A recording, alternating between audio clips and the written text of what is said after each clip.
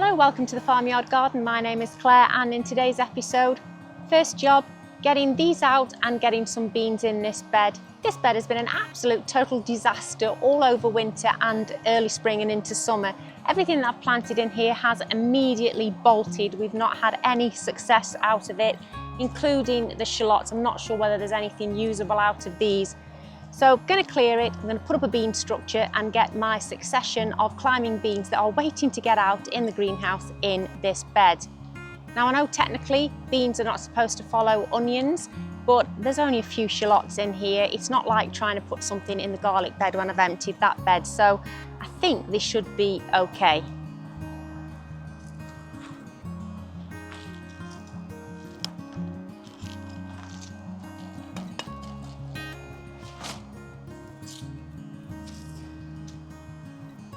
I mean, look at that. Just planted out and we've already got a little head on it. Just immediately bolted. Not a clue why.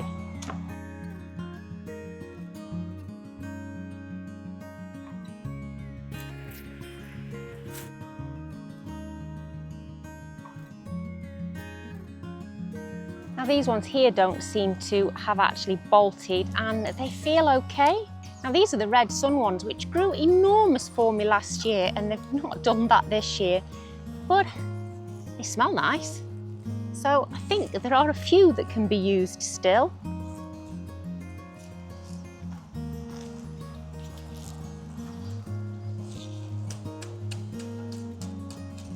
But by comparison, every single one of these ones has actually bolted, so I won't be using them. These ones, they're tiny, but they're all right as well. So I'll be harvesting them ones.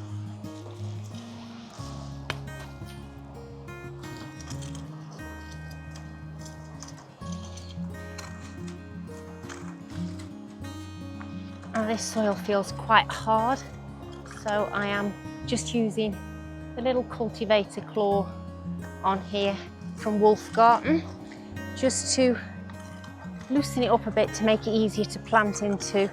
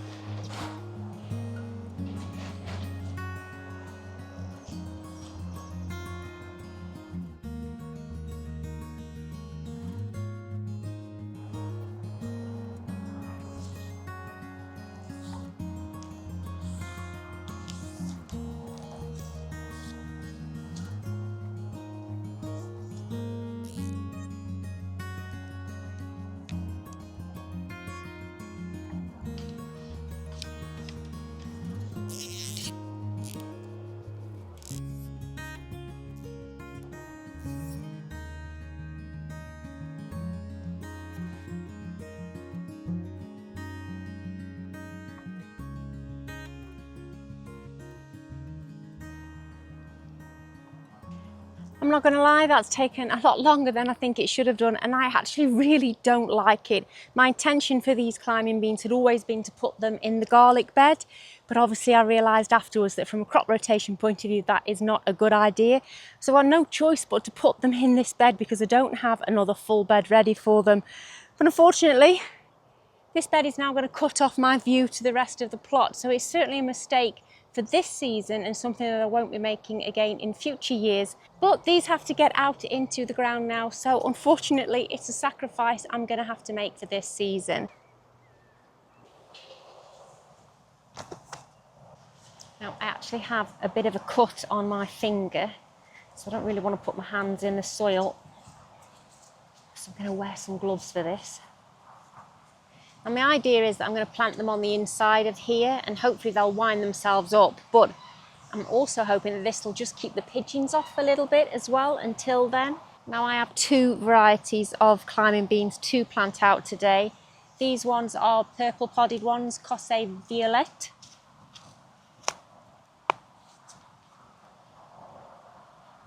Oh. Not the best roots, but they are quite young.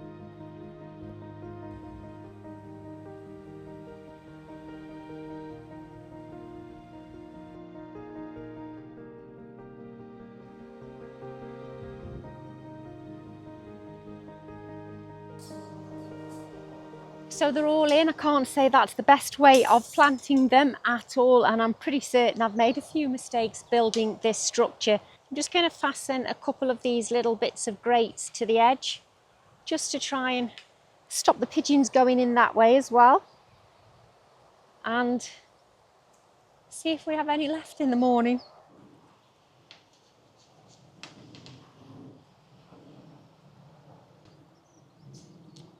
I have to say I'm quite happy with how firm the structure is because it's fastened to those hoops.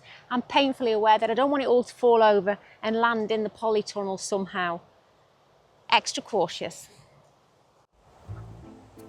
Oh dear.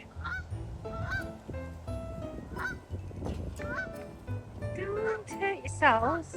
I'm going to open the gate for you. How did they get in here in the first place? That is the question.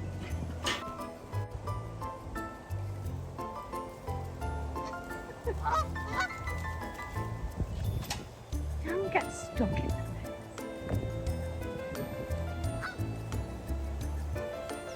Silly birdie.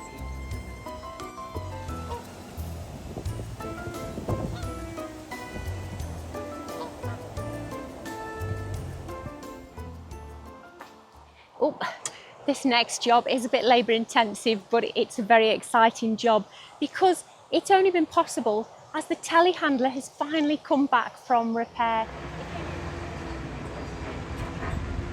It looks clean.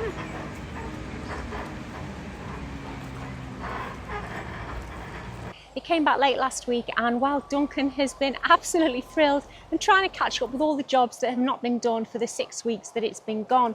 And one of those jobs is filling this bin with manure, topping it up with my own compost that I want to turn because that compost bin is being moved. And then I'm going to plant the pumpkins in here to trail over here, much like they did last year when I had the old system in place.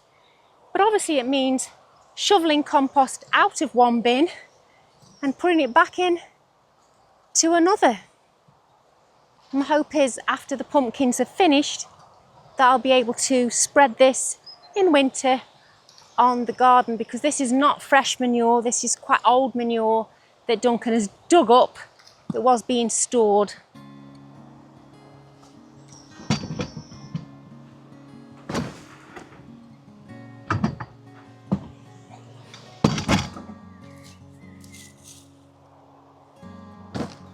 It's definitely making the start of compost.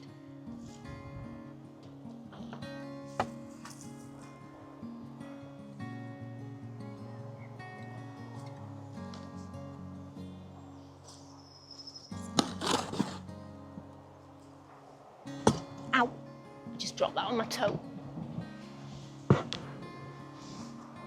Ugh.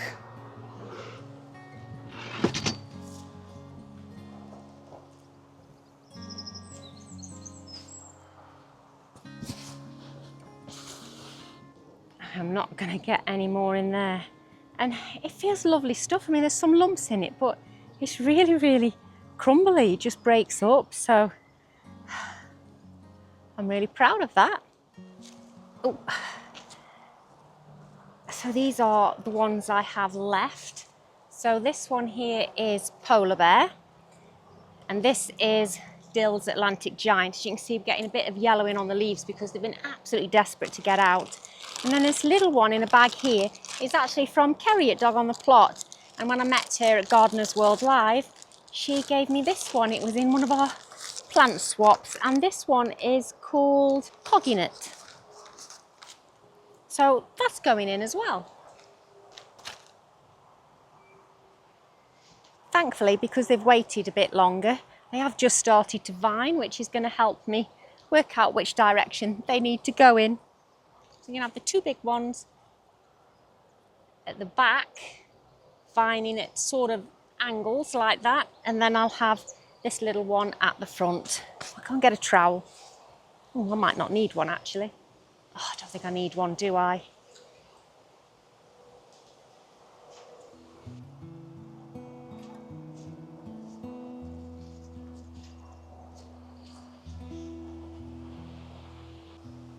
The main aim here is again to see if I can grow a pumpkin big enough for my granddaughters to be able to carve for Halloween. Right, it's starting to vine there, so I will put this one that way.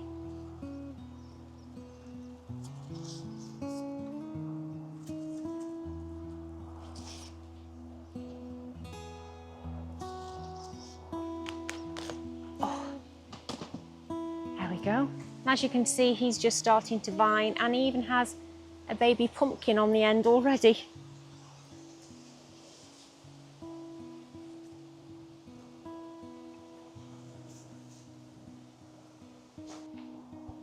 Oh, it feels really good to get them out. That's a big job ticked off the list. They have been patiently waiting, as have we, for that telehandler to return. Right, I'll just give them a little water. I'm really excited for pumpkins again. Oh, the sun's gone in and it's actually gotten rather cold and windy, so I'm going to put my jacket back on. The next job is going to be harvesting the garlic, which I'm really quite looking forward to.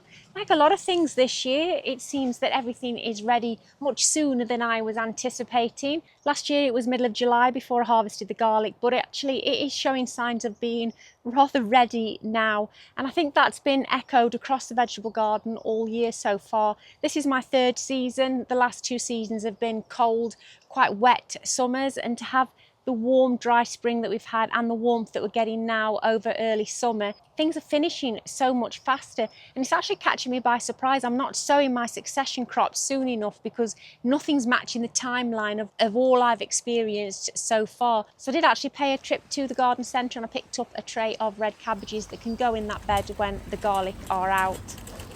I also picked up some dahlias as well because I can't resist them, and of course I'm going to have to immediately plant those.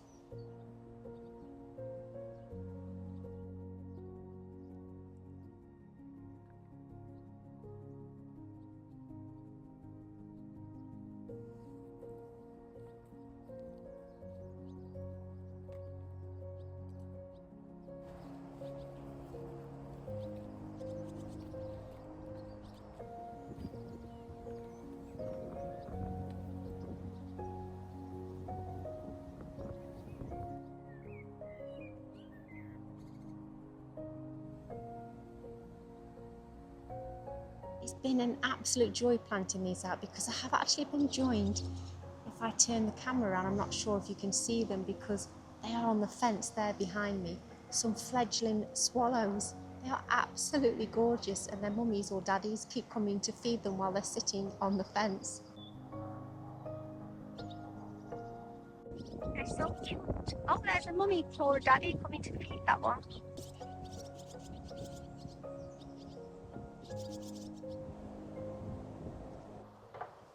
Hi, I'm really quite excited about the garlic harvest. I don't quite know what to expect.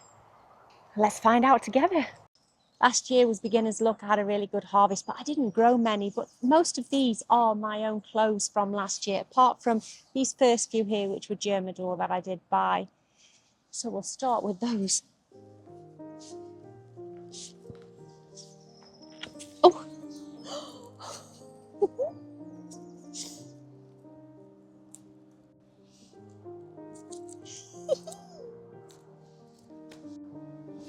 forgotten to put my gloves on. I've still got that cut on my finger. Oh. Wow, the size of that. You're every bit as good as last year, if not better. That's amazing. Oh, oh, I'm so impressed. Oh. It's so special knowing that's from your own saved cloves of garlic. Wow, absolutely amazing. What's that? Oh my gosh, I'm having all of the wildlife today. Look what's just started digging in my paths. A mole. You're in the wrong place, mate. He's quite cute. I might go and put him back in the field. You can't dig under there. There's membrane, mate. You can't get anywhere. You donut. Look how cute he is. Now I moan about moles in the lawn, but I can't hurt him. He's just so cute. Right. I feel kind of privileged to have actually seen him. There you go, mate. There he goes. Well, that was a bit of excitement. I've gotten a bit hot now. But I'll carry on with the harvest.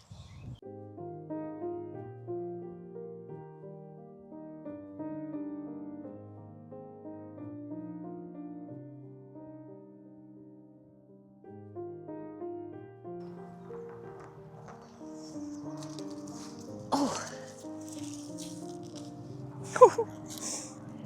Now these ones have not been quite so big, but they're still good.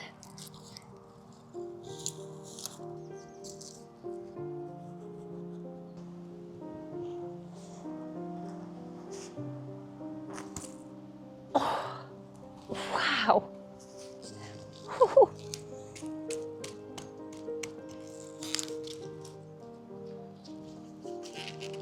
There you go. Wow, I'm pleased with that.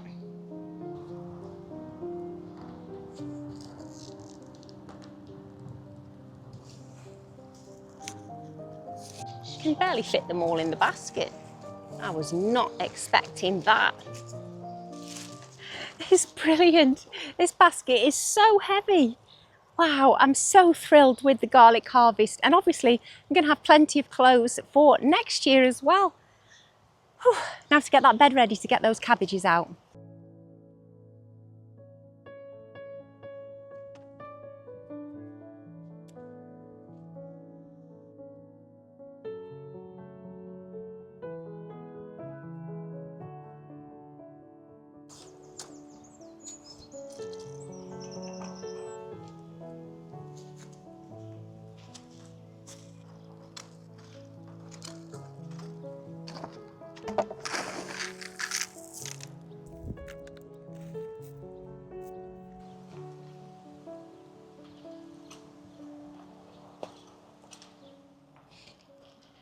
You've just seen me prep the bed with some chicken manure pellets. I'm not putting any fresh compost in this bed, and I'm just going to whack these red cabbages out. This variety is called Red Ball, and I will get them out and check if there's any butterfly eggs underneath any of them, because obviously I have bought them from a garden centre, so they have been out in the fresh air.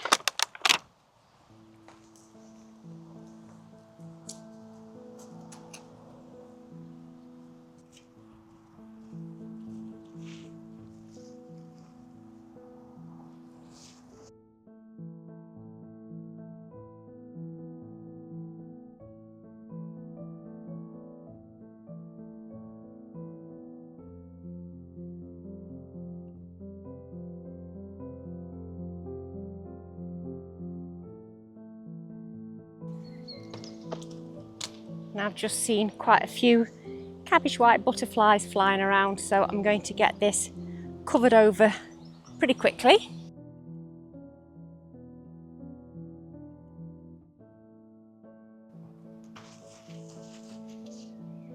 And before I cover the other half of the bed, I thought I might actually just direct sow some beetroot in here, because they'll be quite happy to be underneath the cover as well. And this will give us a later crop of beetroot.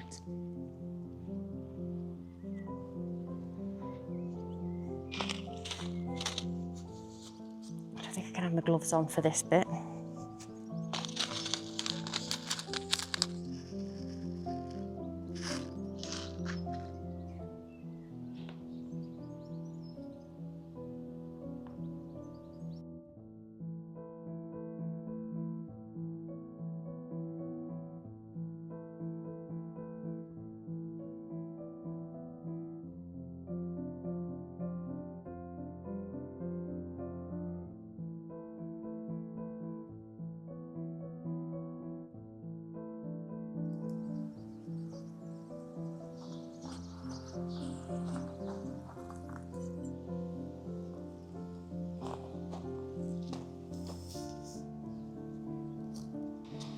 I'm releasing a bonus video on Wednesday next week where I'll be reviewing something that could be a game changer for our garden. Look after yourselves. I'll see you then. Bye.